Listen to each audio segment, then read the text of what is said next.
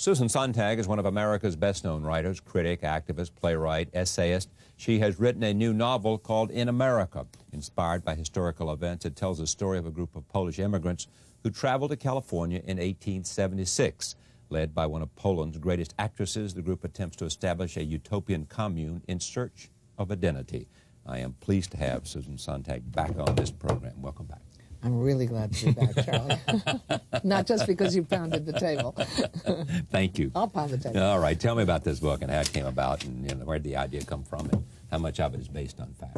Well, there is a real Polish actress. Right. She was, in fact, the greatest actress in Poland, and she did, at the age of 35, come to America, decide she was giving up the stage, at least so she announced, and she was going off to America, and with an entourage, with a husband, with a teenage son, 15-year-old son, and a bunch of friends, and they ended up in Anaheim, California, 47 acres outside a little village called Anaheim in Southern California. The nearby village of Los Angeles was about 10,000 people. Of course, San Francisco, well, that was very populated up north. Of course, the farm failed. A sort of distant model for them was Brook Farm. They really had in mind something that we would call a commune.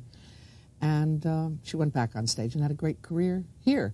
And the name of this actress, her American stage name was Helena Modjeska. And it was the last quarter of the 19th century.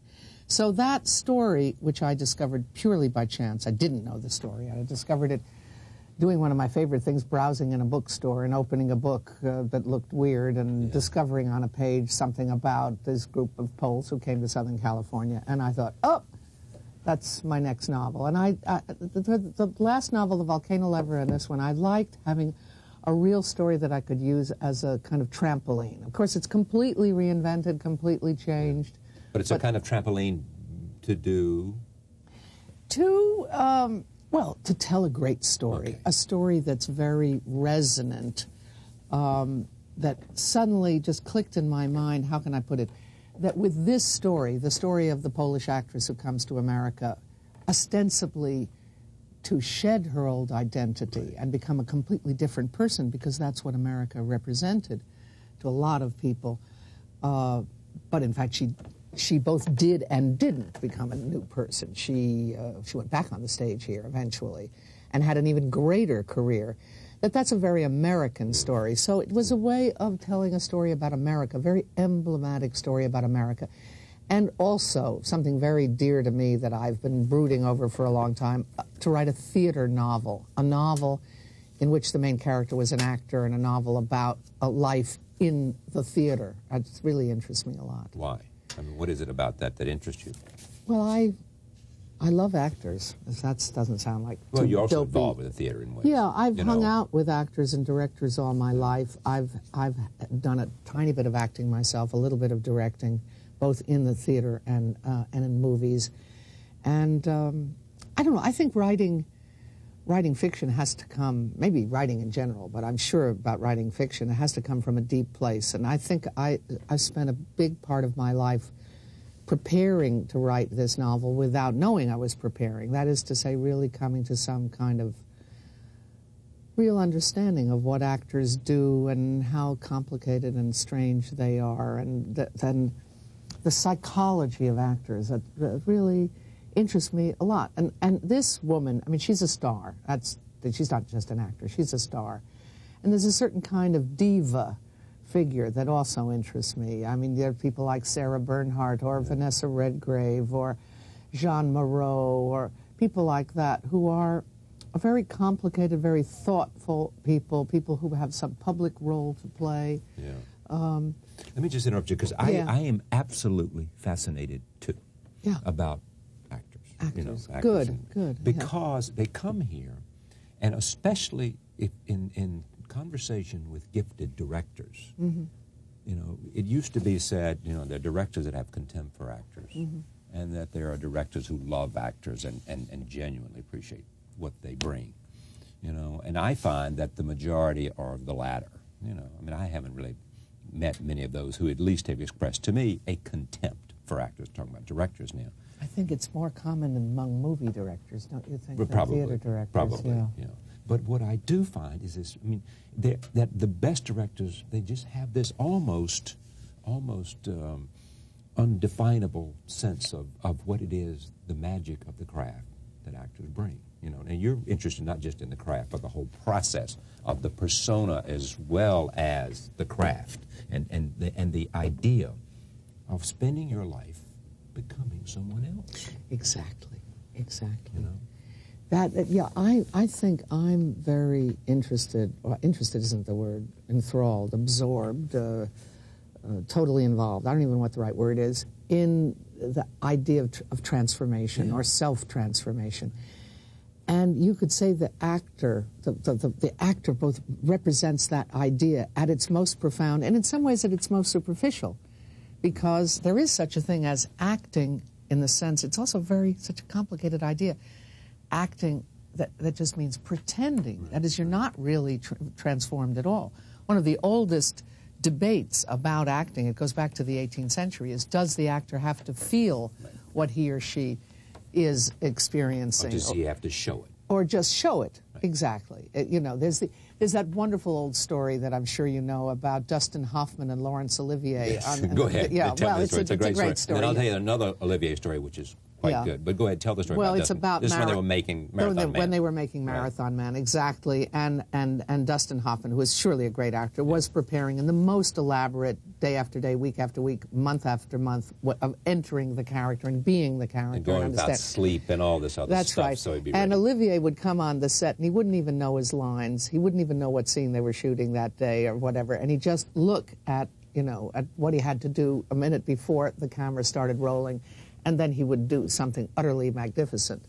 And Dustin Hoffman is supposed to have said to him, "But how do you do it? How do you do it? I don't understand how you do it."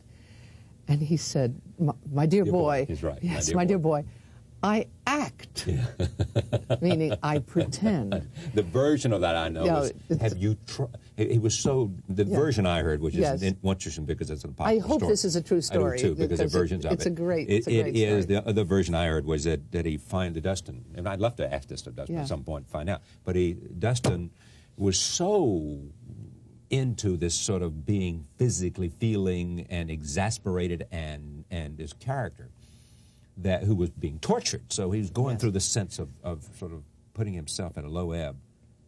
And Olivier said, "My dear boy, have you tried acting?"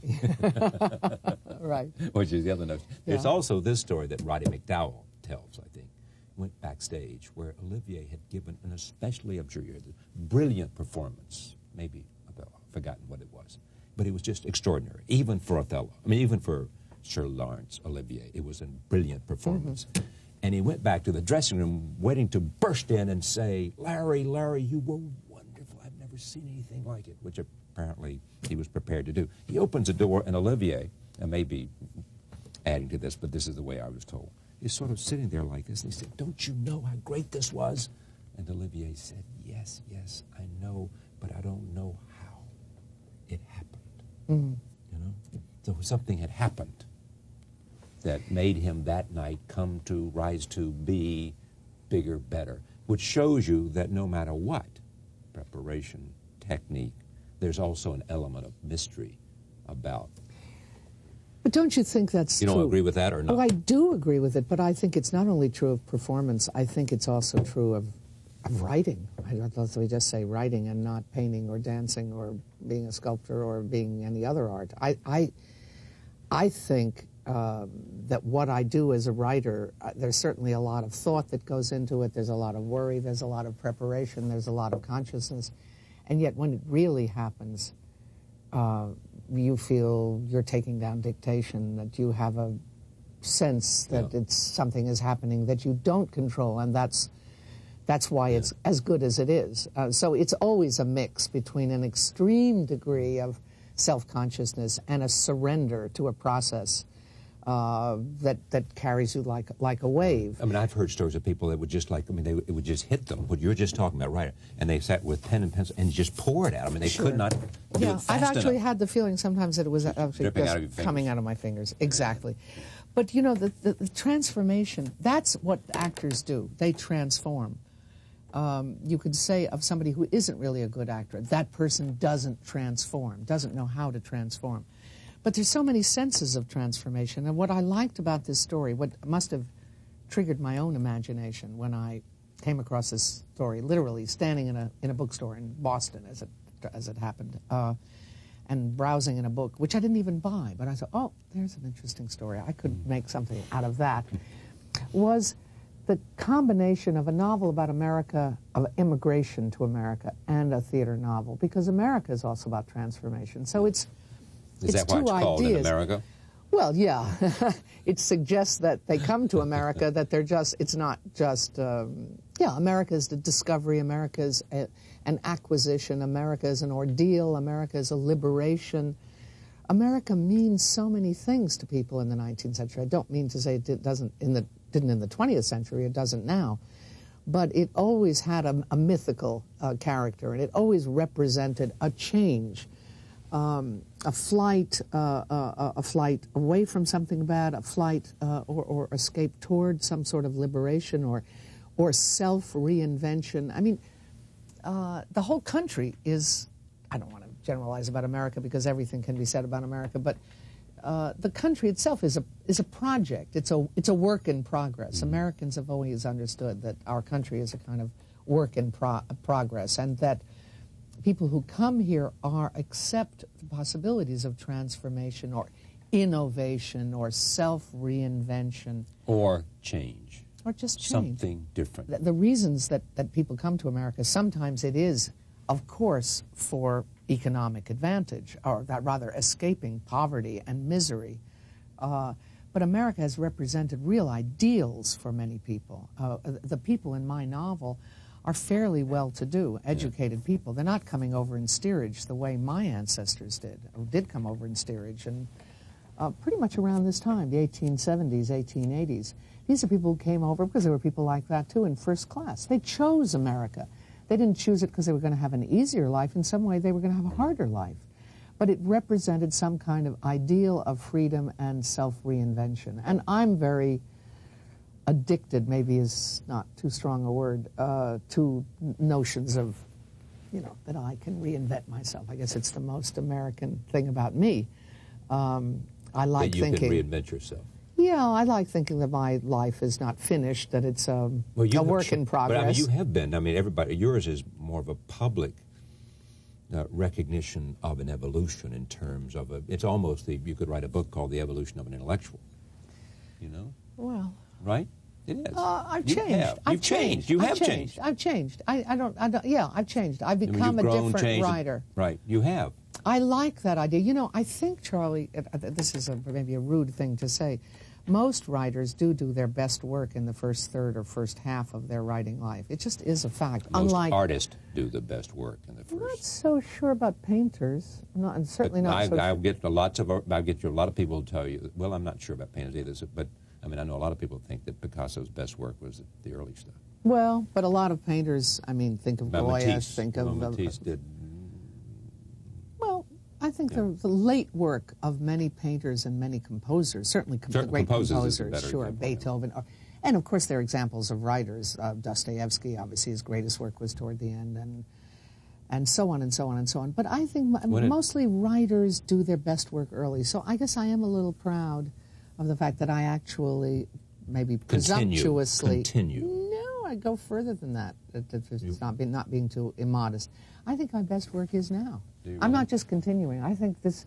Why? I think these books are better. I think The Volcano Lover, that novel I wrote in the early 90s, and the new book In America actually is the best stuff I've ever written. I think Okay, so. but what do you think in your mind separates it? Is it the command of language? Is it the command of story? Is it the what? Well, I think I'm freer.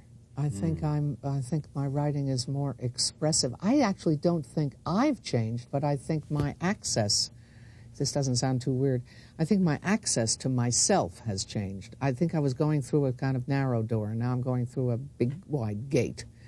I'm able to put a lot more of what I know and feel into my books. I think I was laboring under a lot of inhibitions in the past, and I think, for one thing, I was particularly sitting on a I don't know, a talent or an idea or a skill, or I don't even know what to call it, storytelling, which I didn't even know I was a storyteller. I thought I was some kind of, I use the word intellectual, and I'm not going to, deny that that's what it must look like sociologically, but I certainly never thought of myself that way, but I did think I was a ruminator. I thought I was somebody sort of that liked to chew things over, and that I was a fairly, that my subjects were sort of contemplative. Though there was whatever activist life I might have out there, but that wasn't me as a writer. As a writer, I thought I was more interested just in the process of consciousness and dramatizing different kinds of feelings people had. As a playwright, as a writer of short fiction and novels, etc. Then with the last two novels, The Volcano Lover and above all this one, In America, I discovered I was a storyteller, that I actually liked to tell stories. This book is actually kind of epic. All right, but I want to get to that in a minute. It's got a lot of stories in it, characters, stuff like that. All the stuff you just said is so wonderful. I mean, what inhibitions do you get rid of? I mean, were these sort of self-censorship and protection, or... And so now you... Sort of what the hell kind of... Yeah, exactly. I mean, is it a kind of liberation that from, look, I am who I am and I don't give a damn? I guess it's something like that. I never think of it that way. I just thought, I felt I could spread my wings. I felt I could even be entertaining. I discovered that certain things I did, that I wrote, it's a very funny thing to describe, that I actually had tears in my eyes when I was writing them. This happened with the last novel, with The Volcano Lover, and then I thought, oh, that's great. I love that. I love that when I read, that I'm really moved, that I think of writing fiction as an education, of reading fiction, rather. I think that the great novels are education of feelings, of your sympathies. They enlarge your sympathies. We're always kind of shriveling and becoming narrower. This is what age does to us. I don't mean age in the sense of old age. I mean just age in the sense of having your life. That you come, if you don't work on it, but there's my idea again, that the self is a project. If you don't work on yourself, you more and more are relying on rote or routine responses to things. You sort of build up your habits and your preferences and your responses. And fiction is like an axe that cuts all through that and kind of splits you open and teaches you gives you a model for caring about things that you might not otherwise care about. And I've found that capacity in myself. But I would assume it has to be informed by the kinds of experiences you've had. I mean, just take your trips to Sarajevo. Yeah, this book, I think, I began this book in '93 in America, and with a couple of months after I began it, I went to Sarajevo for the first time, and there went essentially the next 3 years. And I was in and out of Sarajevo between '93 and '96, and I worked very little on the book. And on In America, I couldn't. There's no way that you're going to write a novel in the middle of this war, and not to mention the fact that there's no glass in the windows, no heat, no running water, no electricity, hardly any food, et cetera, et cetera. No telephone, no mail. I mean, you're totally involved in just sharing that experience and doing whatever you can do there. But it was a deepening experience. I mean, again, though, I think it's what you do with your experiences if you have the energy to work with them and not just be the passive recipient of them. I mean, yeah, I'm sure that those were deepening experiences. But I think the thing I most respect in myself is that I kept on working on myself, really. I kept on working on myself to try to be a better writer. And now I think I have had some kind of breakthrough with these novels, particularly within America. Was there a moment when you knew it? I mean, when you began to write, you could feel it? You knew it was different? You knew, as you said, well, the passageway was wider? Yeah, no, I didn't know it right away. I think I know it about page 100. When you walked into this bookstore in Boston and you see this, how many times has that happened to you and you walked out of there saying, I've got my next novel, my next book? And the next day it's gone. The next day it's gone. All the time. All the time. Absolutely. What makes an idea stick? This is fascinating. Where does it find traction? Yeah, that's right. And I think it doesn't find real traction until you actually get to work on it and you get to 50, 75 pages. But for me, since, you know, this great thrilling discovery that I love telling stories, I not only like reading them, I like telling them, I guess I have to feel that the story, the given story, like the story of the actress and her friends and her family and her career and coming to America and all that, that there are a lot of stories in the story, so that In America is partly a book about storytelling. And everyone's telling stories and changing stories, and people change their names, as they often did when they came to America. Of course, sometimes they came with these funny names, and then, you know, they were made into short American-sounding names. I want with this book, which takes place in the past, of course, I really want to talk about the present. But it is, I think you can't talk about the past without talking about the present. This book may take place in the late 19th century, but it's not a 19th century novel. But it speaks to what in the present? Identity, the effort to... Well, partly the mystery of personality. Which is a contemporary as well as a... Sure. The mystery of personality, I would say, trying to understand all the paradoxes of America, all the completely contradictory things that America has meant to people. The attempt, well, an ethical search, I think, also. This actress, she wants to be a good person. She doesn't want just to be a great actress. So she wants to do good at the same time. Of course, she is very ambitious and totally obsessed by her work on the stage, so much so that, in a way, she does sacrifice her private life. It's a choice that was much more common, I think, for women than for men. She does sacrifice her private life to her life on the stage. How much of you is in her? I'm in all the main characters. In all of them? Yeah, sure. What I like is that they're not me. I really want to tell. I've never been attracted to autobiographical fiction. But I love my characters. They're my best friends. So they have your ideas and your opinions and your ego and your fantasy and your... But they have the contradictory things in me. You see, that's the great thing about writing fiction or plays as opposed to writing essays. I'm kind of not so interested in writing essays anymore because with essays I have to make up my mind. And then in the course of writing them, of course, I can change my mind, then I have to write the essay again. But it has to sort of present a point of view. And always, even in my most self-confident-sounding essays, there was always a little voice saying, but, you know, it's also true, something else. Whereas a character, I can put things that I think in the mouth of one character, but I can put completely opposite things in the mouth of another character. Is any part of you wishes that you had simply earlier focused more on writing novels? More? All of me wishes that. Don't drop the book, Charlie. Yes, isn't that awful? I wish I was just starting now, but what can I do? That's very American, too. Yeah, it is. But what you can do is just plow ahead as if that's not a factor. I'm going to try. I'm going to try. Sure, I did. You do. Oh, absolutely. I think... It's almost like finding the form that's right for you. That's right. Listen, I came of age as an adult and as a writer in the 1960s. I was a student in the 50s, and I came to New York at the beginning of the 60s. It was a time of enormous public debate, to put it mildly. I mean, I'm trying to take down the usual way in which the 60s is talked about in a very hysterical way and just say it's a time of really, really active debate. I did get caught up in that. And I did think that was a great thing to do, to be part of public debate and influence people about things you cared about. I never wanted to attack things. I wanted to promote the things that I loved.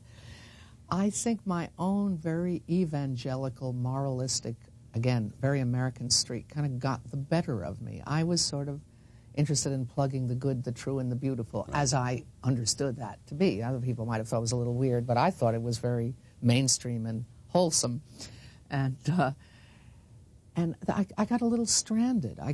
It's almost I didn't understand the ethical power that fiction could have. I understood much better the ethical power that an essay could have. I think that was a kind of mistake that I made. I mean, I don't renounce that work, but I think I sold fiction short in my own mind. And I was too involved in an ethical way in various struggles. I mean, starting with the Vietnam War and this and that and the other. And it took me a long way to get to a better idea of fiction. I have to leave with that notion. It is that it perhaps, rather than bemoaning the fact that you didn't start earlier, sometimes you have to make the journey to get there. That's right. You know, and that's true wisdom. That is true wisdom, to know that the journey is not set, and you can do it as you can. In America, Susan Sontag, thank you. Thank you, Joe. Thank you for joining us. See you next time.